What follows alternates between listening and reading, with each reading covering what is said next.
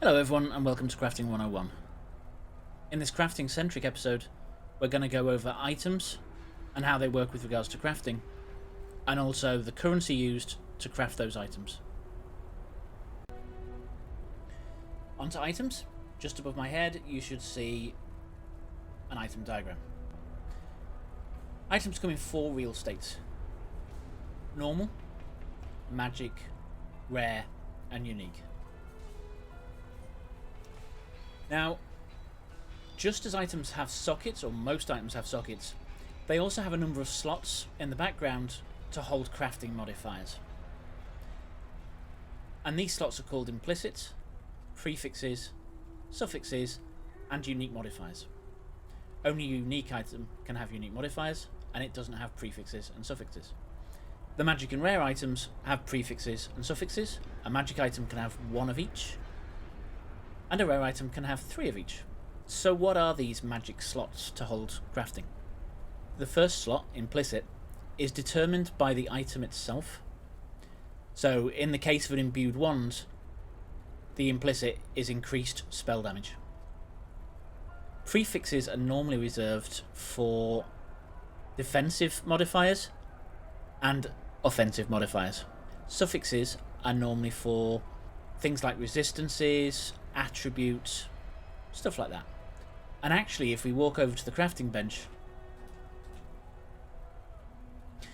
these are some prefixes that we can craft onto an item. So you can see here we got movement speed, max life, physical damage, fire damage, and then we got some suffixes which are like your resistances, attributes, more resistances, leech, mana regeneration, attack speed, cast speed, and so on and so forth. Now the design of this is to stop you having multiple attack modifiers on an item and forces you to sort of distribute them a little bit. So what about uniques? Uniques have all got unique modifiers, and actually if you hover over an item in your inventory, press the Alt key, and you'll actually see those slots appear. So if we do that again, we can see implicit modifier, damage, caster, which is our increased spell damage. We can see unique modifier, damage, elemental fire, unique modifier, elemental fire ailment, unique modifier, critical, unique modifier, life, and unique modifier, damage, elemental firecaster. And each of these items will have different ones. In the case of a rare item, if we press Alt again, we can see that we've got prefix, suffix, suffix. So this item can have up to two more prefixes and one more suffix.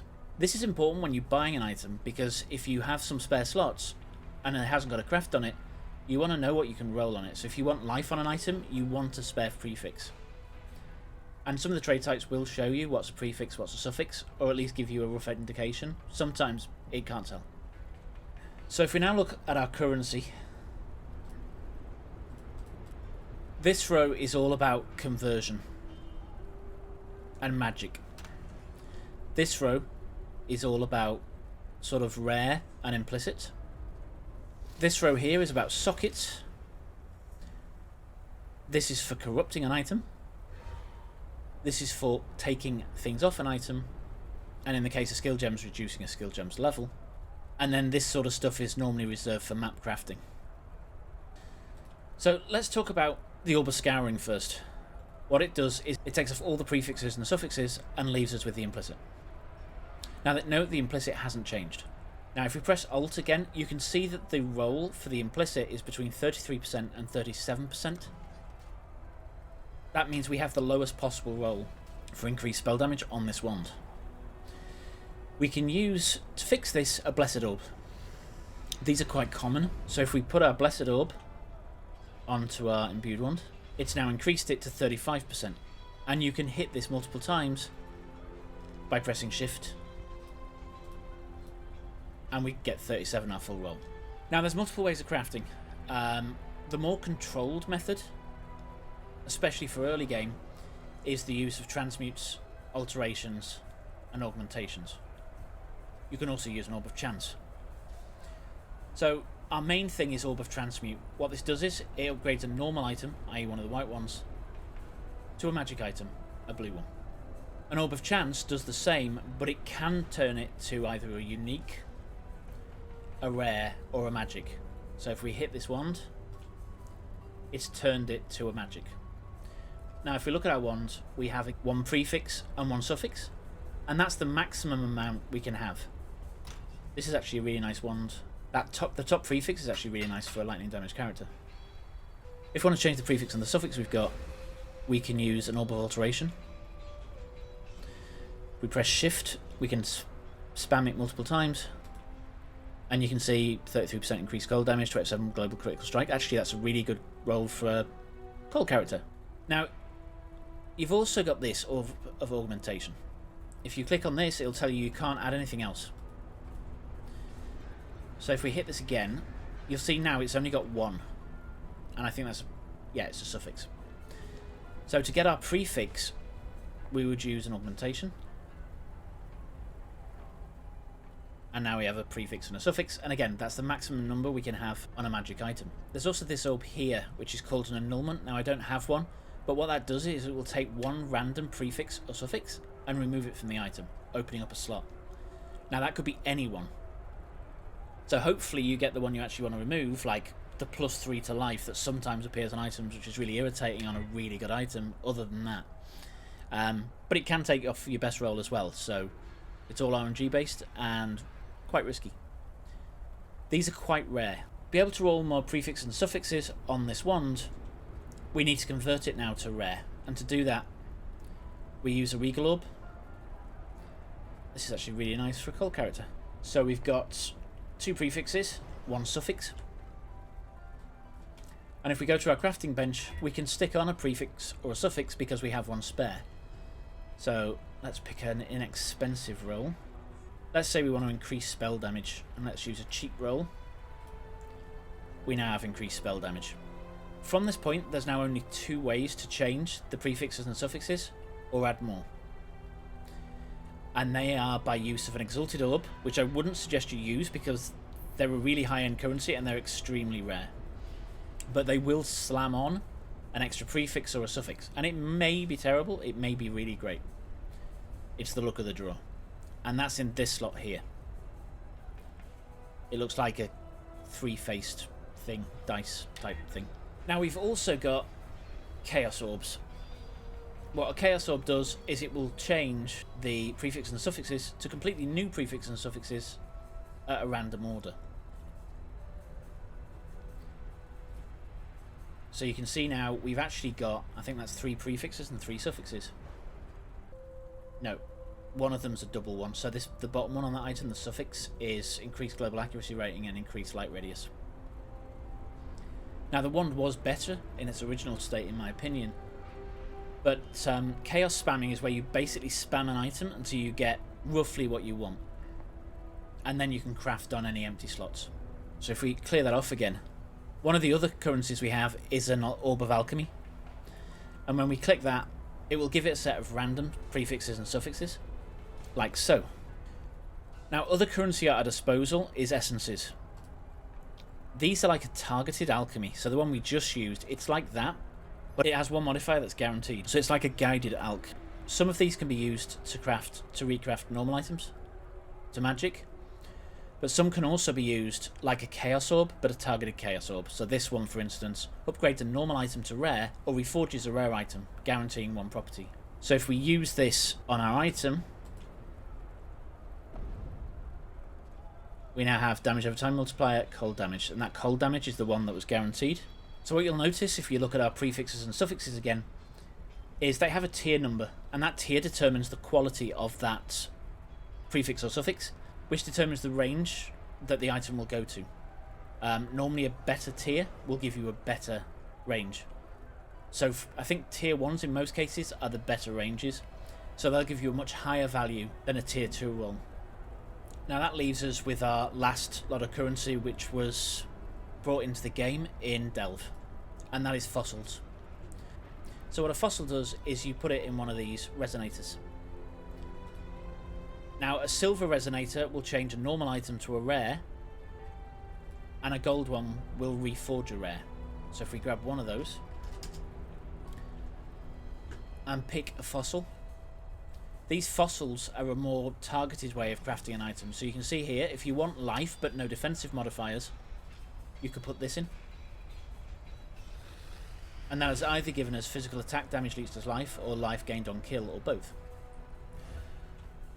Now, the bigger resonators can have 3 and 4 of these in, so you can really craft down an item. So you can say, I want a lightning roll, and I want a life roll, I don't want a chaos roll, and things like that. There's also ones that control sockets, so this one says white sockets. And while we're talking about sockets, let's move on to how you craft sockets. And these are these 3 currencies here. You've got your jewelers, you got your fusings, and you got your chromatic orbs. Jewelers change the number of sockets on an item to a random number. In this case, we got our full 3 and it stops. When it reaches the maximum number of sockets, it will stop. You've then got fusings, which link sockets together. So in that case, we've linked all 3. Now you can also do this on the crafting bench, and I've got a video on how to craft off-color sockets that will show you more about that. The last one is our chromatic orb, and that changes the colour of a socket to a random one. So you can see here we're changing it. Now we've actually got the 3 different sockets, blue, red and green. We can actually vendor those to get a chromatic orb. Now this is the most expensive chromatic orb I think I've ever created, because it's used multiple different currency types. So if we sell this now, she'll give us a chromatic orb. I'm not going to do it. Now there's also a way of getting jeweler's orbs, and that is to sell a 6 socket item. If they're linked, you'll get a divine orb, which actually I missed. We'll talk about that in a second. But if we sell this, we'll get 7 jewelers. So pick up your 6 socket items. Jewelers can be used to convert to fusings in some of the towns at an exchange rate of, I think, of 1 to 4.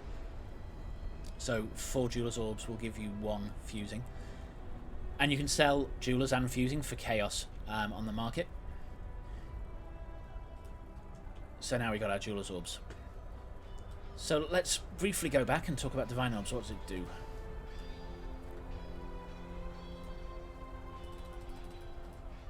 A divine orb will randomize the numeric values on an item. So what does that mean? So we have these ranges here, 30 to 39 for instance. We've got to roll somewhere in the middle at 34. A divine orb will change that number and every other number on the item to a completely random one. So you can buy a really cheap item that's got on the low end of those rolls, and then you can use that to try and increase it. Now these are quite expensive and quite rare. You get them from selling a 6-link chest. Now there's also some other currency introduced later on in Harbinger League, and these were orb of bindings, which upgrades a normal item to a rare item and gives it 4 sockets all linked, which is nice. If you're starting, if you get one of those, you can get a 4-link item really early on. But again, they are quite rare. You've then got engineer's orbs. These are used on strong boxes you find in maps or areas, and they will convert them to a better quality. And then there's this thing here called an ancient orb, and that will convert one unique item to a completely different unique item of the same type. People use these to try and spam headhunters if the Nemesis mod is on the map device. Now we've also got some quality crafting things. Now what are these? Improve the quality of a weapon. If we use this on this, you'll see a quality modifier appearing.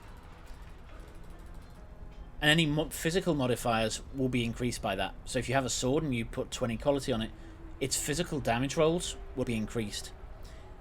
Now I wouldn't suggest you actually do this on a wand, because the wand's physical damage roll doesn't apply to your spells. It only really applies if you're using the wand to fire an attacks. We got armor scraps, increases an armor's quality. Now all my armor is... actually that one isn't. So if we increase that, you can see our armor and energy shield is increasing. So it basically does the defensive modifiers for the item. We have glass baubles, which are for flasks. So just a note on the quality currencies. These are consumed at different rates depending on the rarity of the item. If the item is rare or unique, these will be consumed at a rate of 1 per 1% quantity raised. In the case of magic, it's 1 per 2 quantity raised. And in the case of normal, it's 1 per 5. Now what that means is you can be much more frugal with your currency if you do a normal before crafting it, because you'll only need 4 of those to get it to maximum level. If you're using it on a magic, you'll need 10, and if you're using it on a rare or unique, you'll need 20. So this is a rare unique flask, so we can increase it. Now I don't know why, but normally 19 is your maximum level, whereas 90, if you do it at 19 you get 4.2 seconds, and if you do it at 20 you get 2.4 seconds, which means there's no reason to take it above 19, but I did it just for demonstration purposes. So what this does is it changes the number of seconds that a flask lasts for. The longer it lasts, the less frequently you have to press the flask, and the less charges you use, and the more you can regenerate in the meantime. What else have we got? Gem Cutter's Prisms. They increase the quality of a gem. So in the case of, if we spam this on one of these gems, you'll get a quality increase. Now quality does a different thing depending on the gem. Check the POE wiki to tell you what those are, because these are quite scarce. Now there is also a vendor recipe. When you get a gem to level 20, if you sell it to a vendor along with one of these, it will convert it to a level 1 item with a 20 quality roll. Now I tend to do this, so in the background of this character I've got alternate weapons which just house some skill gems I want to level in the background. So I've rolled all these up to 20, got them back to 120, and then I'm leveling up again. Once I've got them high enough, I'll try and corrupt them and then swap them out. Which actually leads us nicely on to corruption. What is corruption? Corruption modifies an item unpredictably. Now it could completely trash it, so in the case of a unique item it can turn it to a rare item. So a classic example is a tabula rasa, 6-socket white, all white. If you cast it on one of those, it can turn it to a 1-socket rare.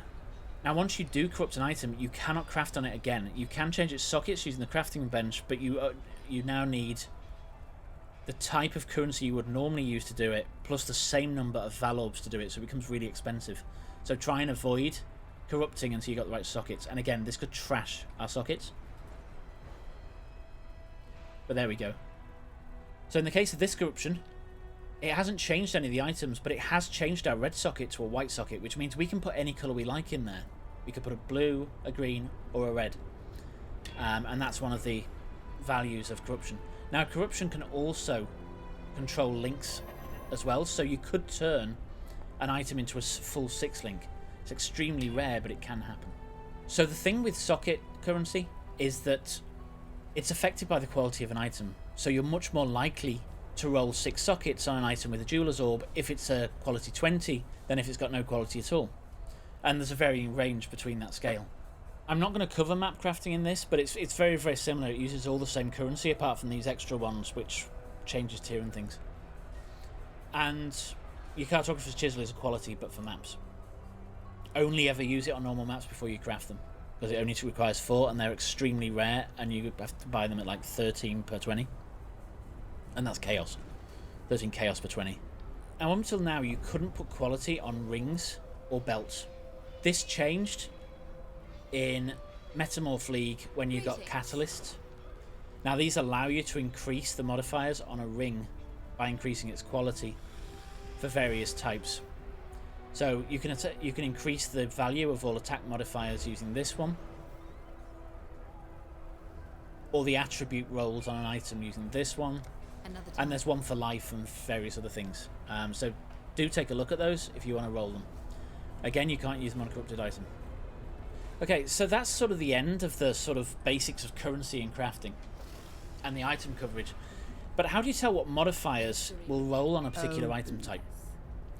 For that, you need something called PODB. But unfortunately, we've run out of time in this episode. So catch me next time, where we'll go over PODB and how you find out what can roll on a particular item type. Until next time, stay safe and have a good one. You've been watching Altec 2K. Thank you for watching.